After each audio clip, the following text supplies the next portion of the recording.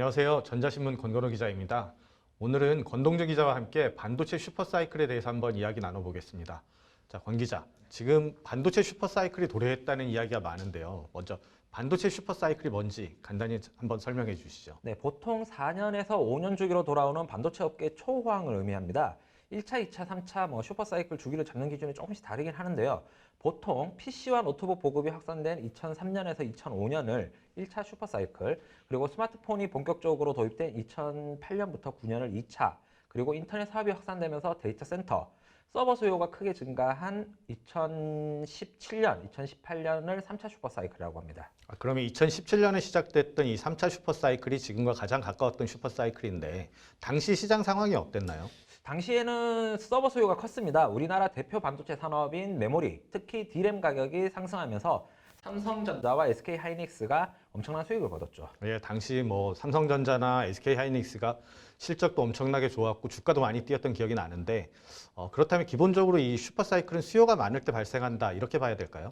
이게 수요와 공급이 적당히 맞아야 되겠죠. 즉 수요는 늘어나고 공급이 이를 뒤따르지 못할 때 반도체 업계에서는 초황을 맞이하게 됩니다. 자, 그러면 이제 올해 시작된 반도체 슈퍼사이클 이번에도 그 2017년과 마찬가지로 수요와 공급 간의 문제 이렇게 봐야 될까요?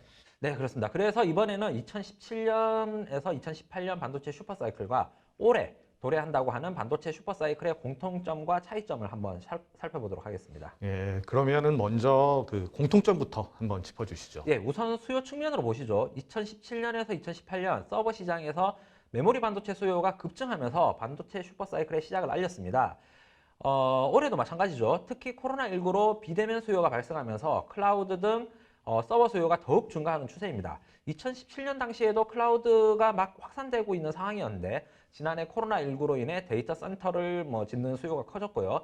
서버 메모리 시장이 크게 요동치면서 글로벌 IT 서비스 기업들이 이쪽에다 투자를 강화하고 있는 상황입니다. 이 코로나19로 인한 이 비대면 수요 상승은 서버 시장에만 국한되지 않았을 것 같은데 추가적인 요소는 또 어떤 변화가 있었을까요? 그렇습니다. 그 차이점에 대해서는 뒷부분에서 조금 자세하게 다루도록 하고요. 시장 수요가 증가하고 있는데 지금까지는 반도체 생산 인프라에 대한 투자가 더뎠다는 거, 요게 조금 중요한 핵심 포인트죠. 그러면 지금 이렇게 수요가 높아져 있는데 투자가 더뎠으니까 공급이 부족할 수밖에 없는 상황일 것 같은데 이 최근 벌어지고 있는 반도체 공급 부족 사태 이런 것도 같은 맥락으로 이해해야 되겠죠? 네, 글로벌 대표 메모리 반도체 기업인 삼성전자와 SK하이닉스의 반도체 시설 투자 현황을 좀 보도록 하겠습니다. 2016년 삼성전자 경우 한 13조 1조 원 수준으로 그 반도체에 투자를 했는데요. 슈퍼사이클 도래와 함께해서 그 투자 규모가 훨씬 늘었습니다. 2017년에는 27.3조 원 정도, 2018년에는 23.7조 원 정도 투자를 했고요. 이후 슈퍼사이클이 막을 내렸던 2019년에는 투자가 조금 줄어들었는데 이런 부분이 메모리 반도체 공급에 영향을 미쳤다고 볼 수 있겠죠. 예, 그렇겠네요. SK하이닉스도 2018년 그 막대한 투자를 끝으로 2019년에는 시설 투자에 좀 머뭇거리고 있는 모양새예요. 이처럼 공급 측면에서 적극적 투자가 줄어드는 것이 메모리 반도체 시장 가격에 영향을 주기 시작했습니다. 예, 이렇게 그 수요를 따라가지 못하는 공급이 벌어지면 제품 가격은 올라갈 수밖에 없을 것 같은데 먼저 2017년 당시 슈퍼사이클 때 제품 가격이 어떤 변화 모습을 보였나요? 네, 그때와 지금이랑 같은 상황이라고 봐도 되겠는데요. 반도체 전문 시장조사기관 D램 익스체인지에 따르면 2017년 당시 D램 표준 제품인 DDR4 4기가비트 고정 거래 가격이 1월달 기준 2.69달러였습니다. 1년 뒤인 2018년 1월이죠. 3.81달러까지 상승했습니다. 1년 전과 비교했을 때 40% 이상 급증한 거죠. 그러면은 이번 슈퍼사이클에서도 이제 가격 변화가 시작됐고 많이 올라가고 있을 것 같은데 지금 상황은 어떻습니까? 지난 슈퍼사이클의 정점이었을 때 D램, 기준은 DDR4 8기가 기준이고요. 고정거래 가격이 2018년 9월 8.19달러였는데 1년 만인 2019년 9월에는 2.94달러까지 떨어졌어요. 이후 보합세를 보이다가 2020년 지난해죠. 지난해 말부터 반등하기 시작해서 현재는 3월달 한 4.45달러까지 올랐습니다. 그럼 지금 이렇게 제품 가격이 올라가고 있는 상황이라면 제조사들은 기회를 잡아야 할 것 같은데 2017년 당시에는 삼성전자나 SK하이닉스가 대규모 투자를 통해서 이 수요를 잡고 시장을 잡았단 말이에요. 그럼 지금도 비슷한 일들을 하고 있을 것 같은데 현재 상황은 어떻습니까? 그렇습니다. 삼성전자는 2019년 대비 지난해 2020년 이미 상당 금액을 투자를 했는데요. 2020년 시설 투자 금액은 32조 한 8,900억 원.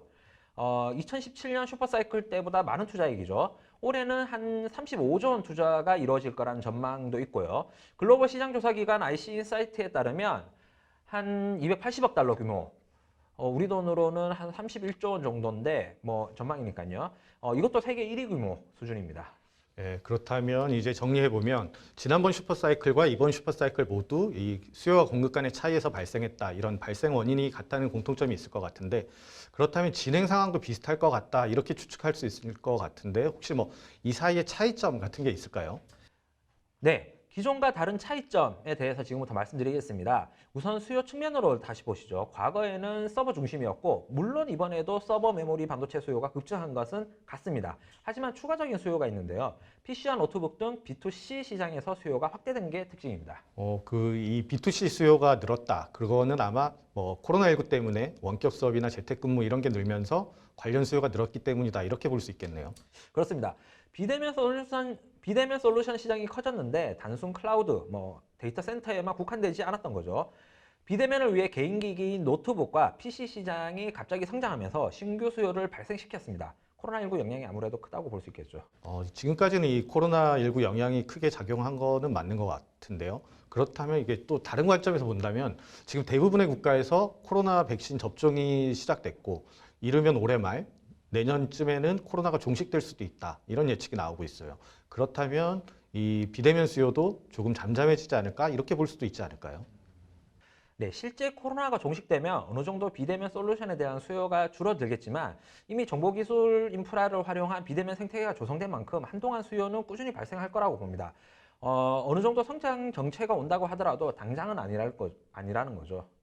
그렇겠네요. 그러면 이제 코로나19로 인한 비대면 수요 증가 말고 또 다른 차이점도 있을까요? 네, 역시 수요 측면에서 한번 다시 보시죠. 여기 중요한 것이 스마트폰이 있습니다. 스마트폰은 서버와 함께 반도체 수요의 한 축을 담당하는 아주 매우 중요한 시장입니다. 예, 스마트폰 시장 중요하죠. 그 엄청 큰 시장이기도 하고요. 그런데 최근 보면 스마트폰 시장이 포화되면서 세계 스마트폰 출하량이 최근 몇 년간은 감소하고 있는 추세란 말이죠. 이게 반등할 조짐이 보이는 건가요? 네, 맞습니다. 5세대 이동통신 5G죠. 이 5G 때문인데요. 말씀하신 것처럼 세계 스마트폰 출하량은 2016년 정점을 찍은 이후에 지속적으로 하락세를 보이고 있습니다. 반도체 슈퍼사이클이라고 했던 2017년에도 출하량은 줄었습니다. 하지만 올해 5년 만에 턴 어라운드 할 것이라는 전망이 매우 우수합니다. 5G 폰 수요가 이런 증가세에 한몫할 것으로 보이는데요.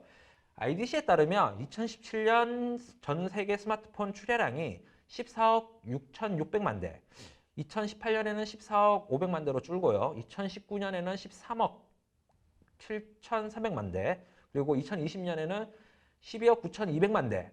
이렇게까지 지속적으로 줄다가 올해 전망으로는 13억 5천만 대 정도로 전년 대비 한 5.5% 성장할 거로 보고 있습니다. 1분기만 하더라도 전년 동기 대비 한 13.9% 성장할 것으로 보고 있습니다. 그렇다면 지난번 2017년 슈퍼사이클 때는 스마트폰 수요가 그때는 감소하고 있었는데 그때와 달리 이번에는 스마트폰 수요까지도 크게 늘 것이다. 이렇게 보고 있는 거네요. 네. 원래는 이 스마트폰 출하량 턴어라운드가 지난해 이뤄질 거라고 이제 예상을 했는데요. 코로나19로 인해서 5G 투자가 늦어지고 이에 따라서 스마트폰 출하량도 감소했습니다. 하지만 올해는 증가 추세라는 전망이 나오고요. 올해 5G 폰도 5억 대 이상 출하할 것으로 보이면서 이제 전체 시장에서 침투율이 한 40% 정도 될 것이라고 예상하고 있습니다. 예. 그러면은 이제 뭐 전반적으로 수요가 높다는 것은 어느 정도 이해할 수 있을 것 같고요. 그럼 공급 측면을 이제 봐야 될 것 같은데 공급 측면에서는 어떤 차이점이 있을까요? 예, 공급 측면에서 차이점 첫 번째는 플레이어입니다. 2017년 슈퍼사이클은 반도체 제조사의 치킨 게임이 끝나고 공급자들이 정리된 후 도래한 첫 번째 슈퍼사이클이었죠. 예, 이 반도체 산업 역사에서 치킨 게임 아주 중요한 일이었고 승리한 업체 중요했었죠. 대부분 알고 계실 수도 있겠지만 치킨 게임에 대해서 한번 짚어주시죠. 네. 2007년 대만 디램 업체들이 생산량을 늘리면서 1차 치킨 게임이 시작됐어요. 디램 가격이 지속적으로 떨어지면서 한 2년 뒤인 2019년에는 10분의 1 정도까지 떨어졌는데요. 결국 출현 경쟁이 굉장히 심했던 거죠. 이 경쟁을 이기지 못하고 2009년에 독일 키몬다가 파산하면서 1차 치킨 게임이 마무리됐습니다. 그렇게 진행됐었고 또 그 이후에도 많은 일들이 있었잖아요. 네, 이후에 2010년 이번에는 대만과 일본 업체가 다시 반도체 증산에 나섭니다. 역시 경쟁이 치열했고요. 2012년, 여기도 한 2년 정도였는데 일본의 엘피다가 파산하면서 시장에서 떨어져 나가고 2차 치킨 게임이 끝납니다. 그 이후에는 진정세를 보이다가 2017년 슈퍼사이클이 이제 도래한 거죠. 그러면 이제 2017년 치킨 게임이 끝난 뒤에 새로운 플레이어들로 벌어진 이 2017년의 슈퍼사이클을 지나고 이번에 이제 슈퍼사이클로 오는 과정에서는 플레이어들의 변동이 없었단 말이에요. 그러면 시장에선 좀 더 안정적인 전망이 가능할 것 같은데 우리나라 업체들로 봐서 이제 삼성전자와 SK하이닉스 대규모 투자를 통해서 새로운 이 증가한 수요를 잡으려고 할 것 같은데 현재 양상이 어떻게 진행되고 있습니까? 네, 여기서도 약간 차이가 있습니다. 우선 삼성전자는 앞서 한 35조 원 올해 투자할 거라고 얘기했는데요. 대규모 투자뿐만 아니라 속도전에도 나서는 모양새입니다. 삼성전자가 반도체 장비 등 설비 투자를 앞당기려고 하는 것으로 알려져 있는데요. 장비사들에게 납품기를 앞당겨달라고 요청한 것으로 알려져 있습니다. 미국 오스틴 공장 가동 중단과 맞물려가지고 시장 대응에 발빠르게 나서려는 것 같습니다. 예, 이렇게 삼성전자가 상당히 빠르게 움직이고 있는데 그러면은 SK하이닉스는 지금 어떻게 하고 있나요? SK하이닉스는 좀 보수적인 자세를 취하고 있어요. 2017년 당시 SK하이닉스는 시설 투자에 한 10조 3천억 원 정도 썼고요. 2018년에는 17조 원을 쏟아부었는데 올해는 지난해와 마찬가지로 한 10조 안팎 크지 않을 거라고 전망하고 있습니다. 이게 분명히 이 시장이 보이는데 SK하이닉스가 적극적으로 움직이지 않는 이유가 있을까요? 시장 상황을 좀 더 지켜보자는 기조가 강한 것 같아요. 이미 대규모 시설 투자가 들어간 부분도 있고요. 예상한 것과 달리 시장이 바로 개선되지 못할 가능성도 배제하지 못했기 때문입니다. 그리고 인텔 랜드 사업부 인수 등 막대한 자금을 이미 투입했죠. 이런 부분도 영향을 미치지 않았을까 보고 있습니다. 예, 알겠습니다. 그러면 이제 정리를 하면 수요 측면에서는 코로나19로 인해서 서버 디램 수요가 높아졌고 여기에 더해서 비대면 수요 증가로 PC나 노트북 같은 개인 기기 수요까지 증가했고 또 5G가 확산되면서 스마트폰 수요까지 높아졌다. 이게 2017년의 슈퍼사이클과 차이점이라고 볼 수 있겠네요. 네. 그리고 공급 측면에서 정리를 한다면 삼성전자는 상당히 적극적으로 투자를 하고 있지만 SK하이닉스는 약간 보수적이다. 이렇게 볼 수 있겠네요. 네, 맞습니다. 그렇다면 이제 관심이 이 슈퍼사이클이 언제까지 이어질 것인가 이런 건데 과거에는 2017년부터 2018년 말, 2019년 초 정도까지 한 2년 정도 지속됐단 말이죠. 이번에는 어떤 양상으로 흘러갈까요? 네, 여기서도 시각마다 차이가 좀 있습니다. 우선 내년 말, 즉 최소 2022년까지는 지속될 것이라는 관측이 있어요. 반도체 장비 업계에서 이렇게 보는 시각이 많은데요.